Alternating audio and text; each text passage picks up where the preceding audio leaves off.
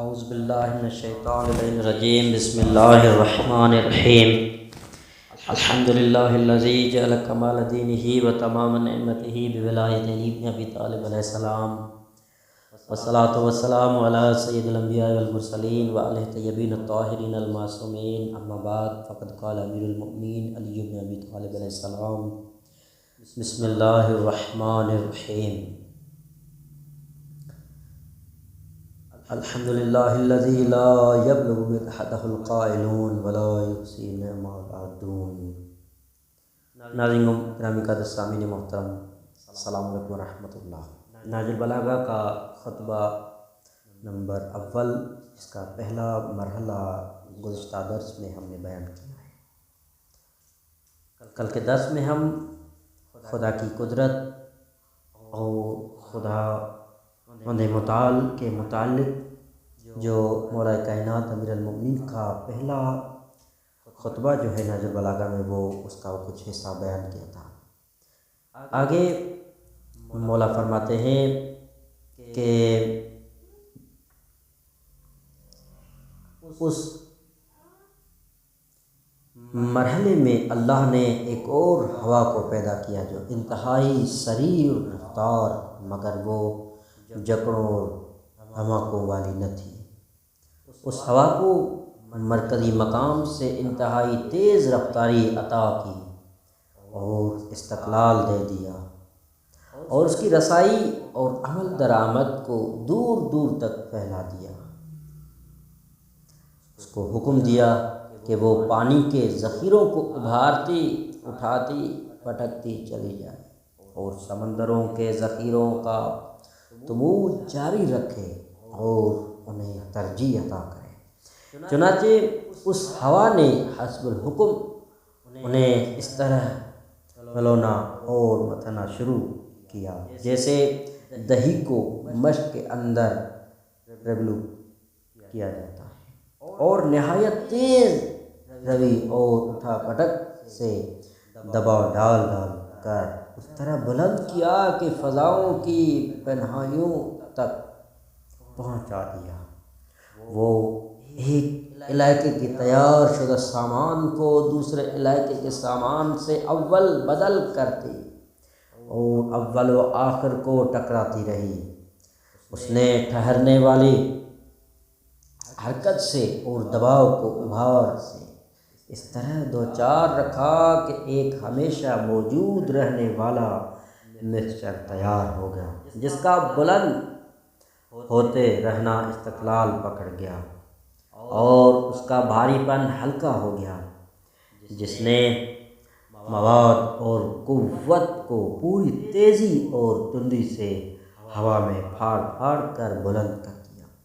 اور یوں فضاؤں میں مکھن کی طرح نبیذ صورت بن گئی، اور اسی سے کہکشاؤں اور ساتوں آسمانوں کی صورت گری کی گئی، اور ان کے نیچے ہوائیں تموج جاری رہا جو برابر تخلیق میں معاون رہنا تھا، اور آسمانوں کے اوپر محفوظ چھت بنائی اور بلندیاں اور ٹھوس کرے بنائے، جنہیں سنبھالنے والے ستونوں کے بغیر مستحکم کیا، بلا کسی آہنی شہتیر کے منظم کر دیا۔ پھر پوری تخلیق اور سماوی نظام کو ستاروں سے آراستہ کیا، اور شہاب و ثاقب کی تخلیق اور اس کی روشنی کا نظام قائم کیا، اور اس میں تیزی سے چلنے والا اور روشنی بہانے والا سورج بھی پیدا کیا، جو خود بھی منور رہے، اور روشنی دینے والا روشن چاند بھی پیدا کیا۔ یہی کچھ دائرے میں رہنے والے افلاک بھی پیدا کیا، اور خلائی چھتوں میں اور متحرک تختیوں میں بھی یہ نظام جاری کیا۔ پھر آسمانوں کی بلندیوں میں عمل جراحی کا آغاز کیا، چنانچہ آسمانوں کو طرح طرح کے ملائکہ سے بھر کر رکھ دیا گیا۔ ان ملائکہ میں ایسے بھی ہیں جو صرف سجدے کرتے ہیں، اور رکوع نہیں کر سکتے۔ ان میں ایسے بھی فرشتے ہیں جو حالت رکوع میں ہی رہتے ہیں اور سیدھے کھڑے نہیں ہو سکتے، اور بعض صفوں میں رہتے ہیں جو صفوں کو زائل نہیں کرتے، اور کچھ فضاؤں میں تیزی سے تیرنے والے ہیں جو تیرنے سے تھکتے نہیں ہیں۔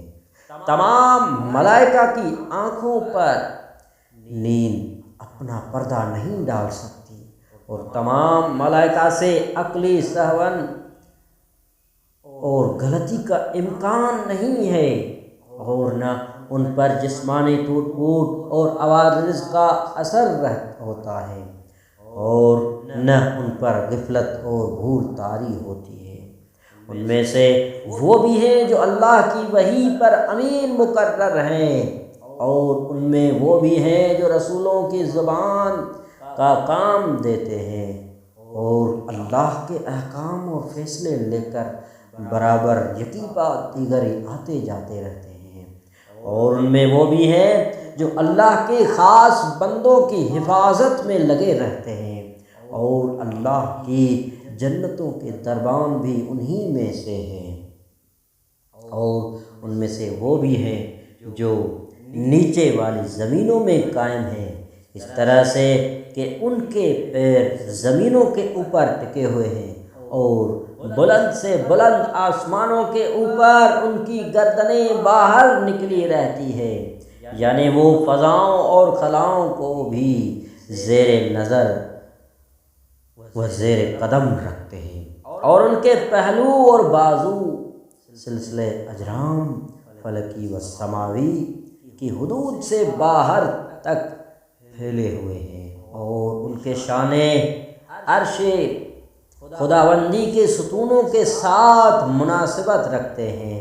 ان کی نگاہیں عرش کے روبرو جھکی رہتی ہے، وہ عرش کے نیچے سہمے اور اپنے پر و بازو سمیٹے رہتے ہیں، اور ان کے علاوہ دوسرے فرشتوں کے درمیان میں عزت و قدرت کے حجاب اور پردے لٹکے ہوئے ہیں، وہ